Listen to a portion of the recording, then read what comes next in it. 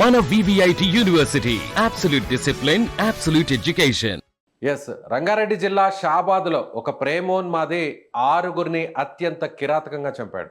తన భార్య, 2 చిన్నపిల్లలతో పాటు ప్రేమ పేరుతో వేధించినటువంటి బాలిక, ఆమె తల్లి, ఆమె నానమ్మ, ఇలా 1 గంట వ్యవధిలో 6గురిని హతమార్చినటువంటి ఘటన ఇప్పుడు 2 తెలుగు రాష్ట్రాల్లో అత్యంత సంచలనంగా మారింది. ముఖ్యంగా ఇతని మీద పోలీస్ స్టేషన్లో కేసు కూడా నమోదైతే పోలీసులు చాలా లైట్ తీసుకున్నారు.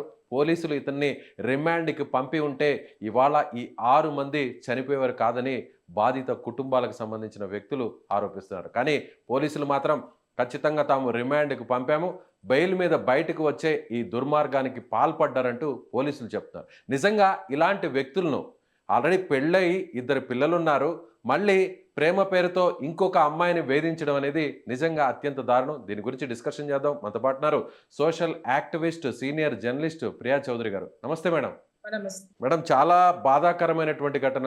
ఇవాళ ఉదయం ఈ వార్త చూసి అందరూ కూడా షాక్ గురయ్యారు. చిన్న పిల్లలు, 3 సంవత్సరాల బాబు, 2 సంవత్సరాల బాబు నిద్రపోతుంటే గొంతు కోసి చంపేయడం, భార్యని అలాగే అమ్మాయిని బయటకు తీసుకొచ్చి అత్యాచారం చేసి మరీ హత్య చేయడం. అసలు నిజంగా దీని గురించి డిస్కషన్ చేయడం చాలా బాధగా ఉంది. ఇలాంటి వ్యక్తిని ఏం చేయాలంటారు?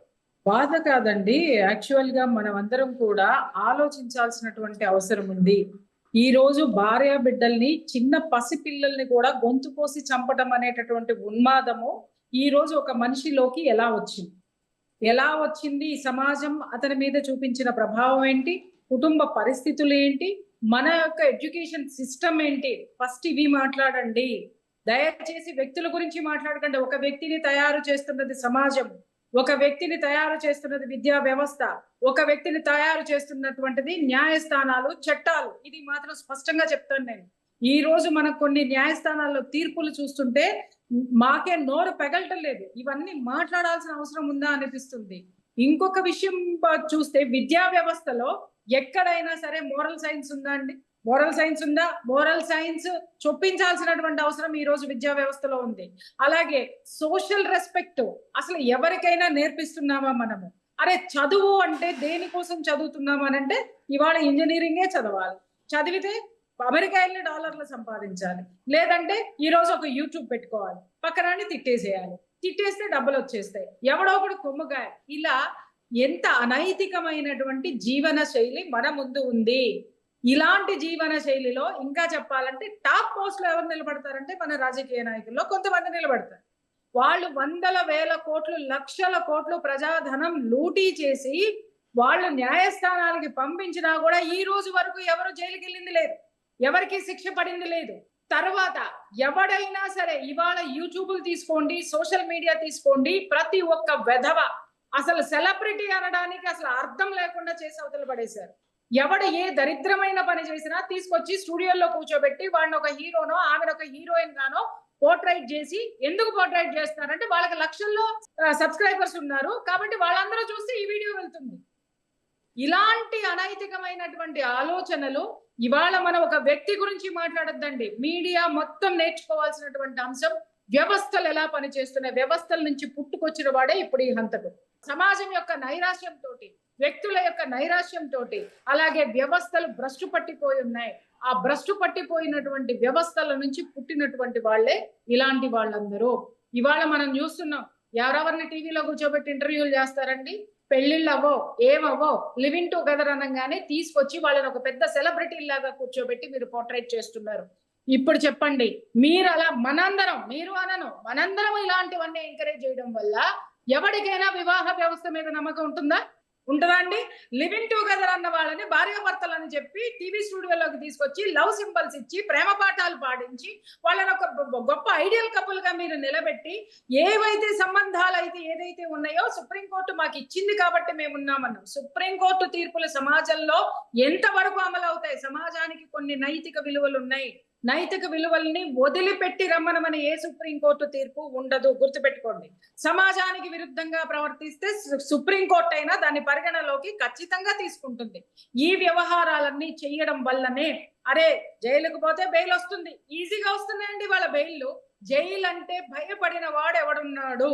ఇప్పుడు అతగాడికి 3 నెలల్లో జైలు వచ్చింది, రిమాండ్ పోలీసులు ఏం చేస్తారు చెప్పండి? వాళ్ళ నామ్స్ ప్రకారం పనిచేస్తారు. ఏమైనా వాడెవడో అనామకుడికి చట్టానికి సంబంధించినంత వరకు తీసుకెళ్తారు, సబ్మిట్ చేస్తారు, కోర్టులో ప్రొడ్యూస్ చేస్తారు, వాడి రిమాండ్కి తీసుకుంటారు, వాడిని విచారిస్తారు, మళ్ళీ తీసుకెళ్లి కోర్టుకు అప్పచెప్తారు, మళ్ళీ తీసుకెళ్లి లోపలేస్తుంది, వాడు బెయిల్ తెచ్చుకున్నాడు, బయటకు వచ్చాడు. వాడి తరపున వాదించేటటువంటి లాయర్లను ఏమందాం? ఇవాళ లాయర్లందరికీ బాధ వస్తుందేమో. అది కాదండి నేను మాట్లాడుతున్నది. బయటకి తీసుకొచ్చిన తర్వాత వాడు నేరం చేయకుండా లాయర్ కాపాడగలడా? ఈ వ్యవస్థలో ఇన్ని లోపాలు జరుగుతుంటే మనం వ్యక్తుల గురించే మాట్లాడుకుంటున్నాం, అక్కడే ఆగిపోతున్నాం. నేను ఇప్పుడు కాదు, గత కొన్ని సంవత్సరాల నుంచి గొంతు చించుకుని మాట్లాడుతున్నా. సమాజం మారాలండి, వ్యక్తులు కాదు చేసేది ఈ హత్యలు, సమాజం చేస్తుంది. విద్యా వ్యవస్థ, ప్రతి ఒక్క పేరెంట్ కూడా, నేను చాలా మంది పేరెంట్స్ తో మాట్లాడా, ఏమండి ఈ సామాజిక విలువలు ఉన్నటువంటివి మనం దీంట్లో పెడదామని చెప్పి డిమాండ్ చేద్దామంటే వాళ్ళు ఏం మాట్లాడుతున్నారంటే, అరే తెలుగు నేర్చుకోండి రా అనంటే, తెలుగు నేర్చుకుంటే ఏమొస్తుందండి, సాంస్క్రిట్ నేర్చుకుంటే మా అబ్బాయికి మార్కులు ఎక్కువ వస్తాయి. అంటే మార్కులతోటి పిల్లల్ని పెంచుతున్నాం, సంపాదనతోటి ఆ సబ్జెక్ట్స్ ఏవైతే కోర్సులు తీసుకోవాలో కాలేజ్కి వచ్చిన తర్వాత వాటిని పిల్లల మీద రుద్దుతున్నాం తప్ప సమాజంలో నీ పొజిషన్ ఏంటి, సమాజానికి నువ్వేమిస్తావు, సమాజం నుంచి నువ్వేం తీసుకుంటావు అనేటటువంటి నిబద్ధత కుటుంబంలో లేదు, విద్యా వ్యవస్థలో లేదు, సమాజంలో లేదు, అలాగే నేను చెప్పినటువంటి వ్యవస్థల్లో కూడా లేదు. ఇది ఈ హత్యకి మూల కారణం. అదే మాట్లాడుకుందాం మనం. ఎస్, అంటే పర్టికులర్గా ఈ ఇన్సిడెంట్లో చూస్తే భార్యను చంపడం, అందులో కూడా భార్యను ప్రేమించి మరీ పెళ్లి చేసుకున్నాడు. పెద్దలతో గొడవ పడి పెళ్లి చేసుకొని 6 సంవత్సరాలు కాపురం చేసి 2 పిల్లలు, 3 సంవత్సరాల బాబు, 2 సంవత్సరాల బాబు. వాళ్ళు ఏం నేరం చేశారు? వాళ్ళను కూడా అత్యంత పాశవికంగా చంపాడంటే నిజంగా ఇతను ఒక మనిషి అనాలా? అదే చెప్తున్నాను సార్. ఇప్పుడు ప్రేమ వివాహాలు చేసుకోవాలి గొంతు చించిన వాళ్ళందరినీ కూడా ఈ ప్రశ్న అడగాలి. ప్రేమ వివాహం చేసుకున్నాడు కదా, ప్రేమ వివాహాలని నేను సమర్థించకూడదు అనట్లేదండి. చాలా మంది ప్రేమ వివాహాలు చేసుకున్నారు, చాలా సక్సెస్ఫుల్ గా ఉన్నాయి. కానీ నేను అనేటటువంటిది ఏంటంటే, ఈ సమాజంలో సినిమాలైనా సరే ఏం చూపిస్తున్నాయి?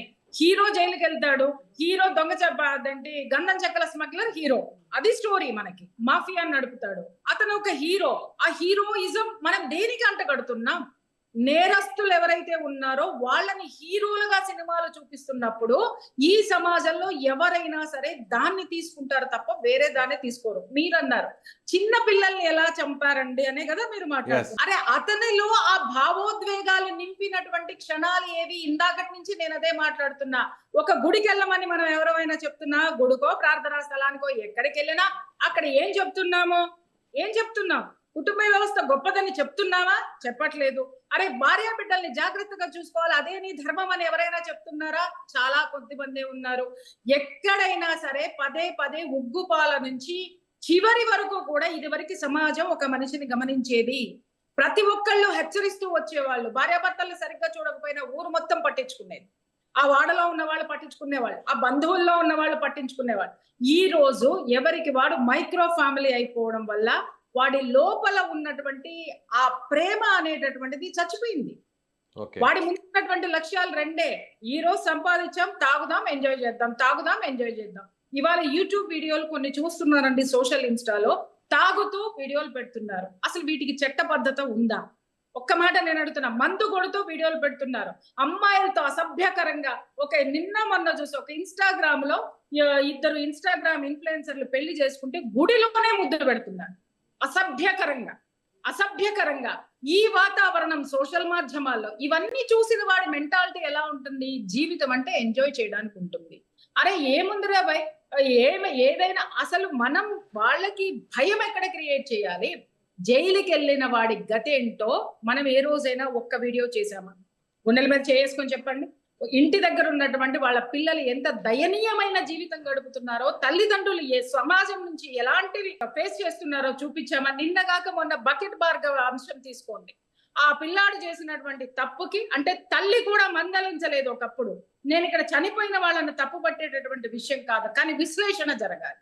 ఆ తల్లి కూడా అతగాడు వీడియోలు చేస్తున్నాడు, ఆడపిల్లలతో చేస్తున్నాడు, ఆమెకు అవగాహన లేదు, సోషల్ మీడియా పట్ల అవగాహన లేదు అని ఆవిడ చెప్పలేదు.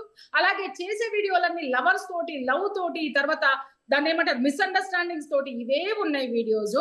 ఆ పిల్లాడు చివరికి ఎక్కడికి వెళ్ళాడండి? ఇదే చివరికి తల్లిని దహనం చేయడానికి ఆ పిల్లాడు వచ్చిన తర్వాత నా వెనక ఎవరు లేరు, నా తల్లి, ఆమె నిజంగా ఆ పిల్లవాడి పట్ల ఉన్నటువంటి దీంతో ఆవిడ చనిపోయారు. చనిపోయినటువంటి తల్లిని చూసినటువంటి బకెట్ భార్గవ్ స్టోరీ ఎంత మంది సీరియల్ గా వేశారు నాకు చెప్పండి. ఇవి చూపించాలి. ఇవి చూపించిన రోజున వాడిలో ఒక భయం వస్తుంది.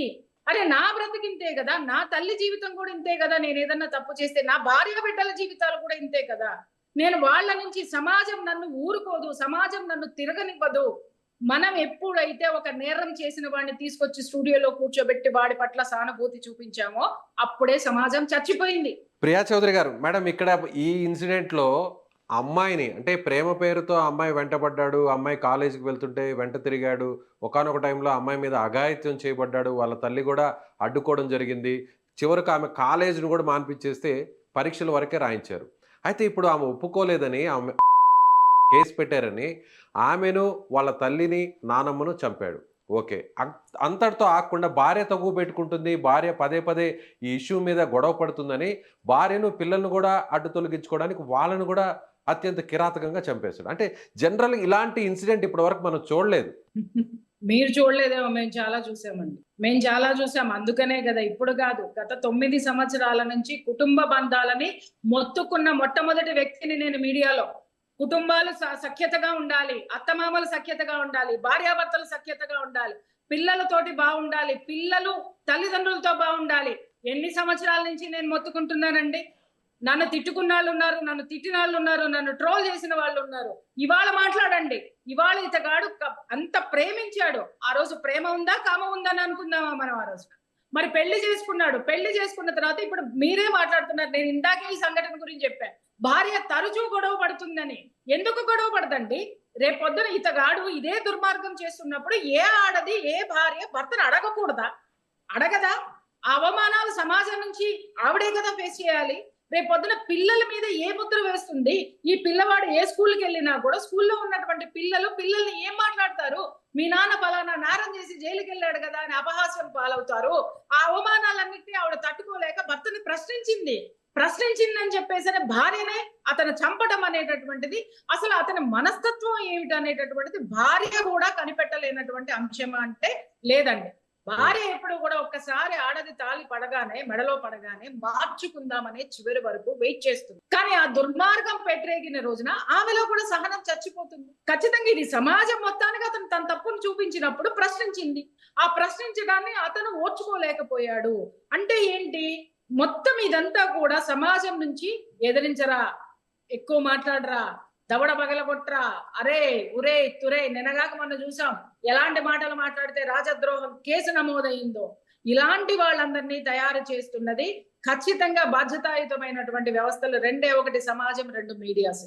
మీడియాలో ఎప్పటికప్పుడు మనం విద్యా వ్యవస్థను ప్రశ్నించాల్సిందే. ఇలాంటివి జరిగినప్పుడు వ్యవస్థలు ఎలా పని చేస్తున్నాయి అనే దాని మీద డిస్కషన్లు పెట్టాల్సిందే. అతనిలో ప్రేమ లేకపోవడానికి, ఇంత భయంకరమైనటువంటి శాడిజం రావడానికి అతనికి సమాజం పట్ల ఏ విధమైనటువంటి గౌరవం లేదు. చట్టాలని గౌరవించడు. అసలు చట్టాలు తెలియవు అతనికి. ఇదివరకు మా చిన్నప్పుడు పోలీసు కానిస్టేబుల్ అట్లా సైకిల్ మీద వెళ్తుంటేనే పిల్లలందరం దాక్కునే వాళ్ళ లోపలికి వెళ్ళి. అంటే వ్యవస్థ పట్ల అంత భయం పుట్టించారు. అరే లోపలికి వెళితే పరువు తక్కువ, పోలీస్ స్టేషన్ గడప తొక్కడం మన ఇంట వంట లేదు. ఇలాంటివన్నీ ఎందుకు చెప్పారండి అంటే తప్పు చెయ్యొద్దు, తప్పు చెయ్యకూడదు. తప్పు చేస్తే అక్కడికి వెళ్తాము.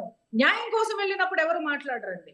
తప్పు చెయ్యొద్దు అనేటటువంటి దాన్ని చిన్నప్పటి నుంచి పెద్దవాళ్ళు నేర్పుకొని వచ్చారు. ఇవాళ అతనిలో ఎలాంటి విషయాలు ప్రేరేపితమై మరి ఆ అమ్మాయి పట్ల ప్రేమించమని ఎమ్మడబడ్డాం, ఆ పిల్ల ఒప్పుకోలేదు అని అంటే ఇక్కడ కూడా మీరు చూడండి, చివరికి పేరెంట్స్ ఆ పిల్ల చదువు మానిపించి ఇంట్లో కూర్చోబెట్టాలా? ఇదా ఈ రోజు ఆడపిల్ల పరిస్థితి సమాజంలో? ఏం చేస్తున్నాం మనం అందరం? ఇంత పెద్ద టైటిల్స్, ఇంత పెద్ద పెద్ద సంస్థలు పెట్టుకుని కూర్చున్న వాళ్ళము. ఒక ఆడపిల్ల వెంట ఒక పెళ్ళైన మగవాడు పడితే ఒప్పుకోలేకపోతే ఆ అమ్మాయి మీద అఘాయిత్యం చేసి ఇంట్లో దాచారు అని అంటే వ్యవస్థ ఫెయిల్యూర్ కదా? పోలీసు వ్యవస్థ న్యాయం చేయలేదు వాళ్ళకి. అందుకే ఆ పిల్లని భయపడి, అంటే పోలీసుల దగ్గరికి వెళ్ళినా కూడా మాకు న్యాయం జరగదు, మా పిల్లని ఇంట్లోనే పెట్టుకుందామని చెప్పేసి వాళ్ళు ఇంట్లో పెట్టుకున్నారు. అలాగే అఘాయిత్యం చేయబోయినప్పుడు కంప్లైంట్ చేశాడని చంపేశాడు. చంపేసిన తర్వాత దీన్ని మాత్రం మనం పోర్ట్రేట్ చేస్తామండి, చంపేశాడు.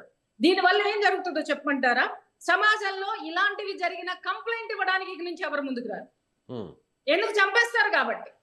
మనం ప్రశ్నించాల్సింది పోలీసులు ఏం చేస్తున్నారు, అతగాడు ప్రేమించడం అంటే వ్యవస్థ ఇక్కడ టోటల్ గా ఫెయిల్యూర్. నేను మళ్ళీ మాట్లాడుతున్నా. ఇది వరకు మేము పోలీస్ స్టేషన్ కి ఒక ఫోన్ కాల్ చేస్తే ఎంత పెద్ద ఆఫీసర్ అయినా రెస్పాన్సిబుల్ గా రియాక్ట్ అయ్యేవారు. ఈ రోజు మేము చెప్తున్నాం కదా, మేము కూడా నిజంగా కొన్ని విషయాలు చెప్పాలంటే బాధాకరమైనటువంటిది ఉండదు. 1కి 10 సార్లు ఫోన్ చేస్తే ఆ కేసులో కొంతమంది, నేను అందరు పోలీస్ ఆఫీసర్లు అనట్లేదు, చాలా భాగం వరకు కూడా ఆ కేసులో వాళ్ళకి లాభాలు ఉంటేనే వాళ్ళు ముందుకు వస్తున్నారు. పేదవాళ్ళకి మేము కూడా న్యాయం చేయలేకపోతున్నాం. ఈ రోజు నేను కొన్ని ఫోన్లు ఎత్తలేనటువంటి పరిస్థితిలో ఉన్నా. ఎందుకంటే నేను న్యాయం చేయలేని స్థితిలో ఎందుకున్నానంటే వ్యవస్థల ఫెయిల్యూర్ అండి. ఈ వ్యవస్థల్ని మనం ప్రశ్నించాల్సినటువంటి అవసరం, దారిలో పెట్టాల్సినటువంటి అవసరం ఖచ్చితంగా. అతను అలా పసిపిల్లల మీద కూడా కనికరం లేకుండా ఉన్నాడు అంటే సమాజం పట్ల అతనికి ఏ విధమైనటువంటి గౌరవం లేదు, కుటుంబం పట్ల అతనికి బాధ్యతలు లేవు. అలా పెంచినటువంటి కుటుంబానిదా, తయారు చేసిన సమాజానిదా, లేకపోతే ఇలా భయం కూడా లేకుండా పనిచేస్తున్నటువంటి చట్టాలు. Right madam, thank you madam, thank you so much madam. So ఇది social activist, senior journalist Priya Chaudhary garu చెప్తున్నటువంటి ఆవేదన. ముఖ్యంగా వ్యవస్థలో మార్పు రానంత వరకు, చట్టాల్లో మార్పు వచ్చినా కూడా వ్యవస్థలో మార్పు రావాలి. అలాగే పెరుగుతున్నటువంటి సమాజంలో ఉన్న జీవన విధానంలో మార్పు వచ్చినప్పుడే, అందరూ కూడా బాధ్యతాయుతంగా వ్యవహరించినప్పుడే మళ్ళీ ఇలాంటి దారుణ ఘటనలు రిపీట్ కావు. ముఖ్యంగా పోలీసుల నిర్లక్ష్యం కూడా ఇందుకు ఒక కారణంగా భావించాలి. అదేవిధంగా తల్లిదండ్రులు కావచ్చు, అలాగే సమాజంలో ఉన్నటువంటి ఇతరులు కూడా బాధ్యతగా వ్యవహరించినప్పుడే సో ఇలాంటి క్రైమ్స్, సెన్సేషన్స్ జరగవని ఆమె అంటున్నారు. సో ప్రియా చౌదరి గారి అభిప్రాయాన్ని మీరు కూడా ఏకీభవిస్తున్నారా? అయితే మీ కామెంట్ను తెలియచేయండి. Thank you.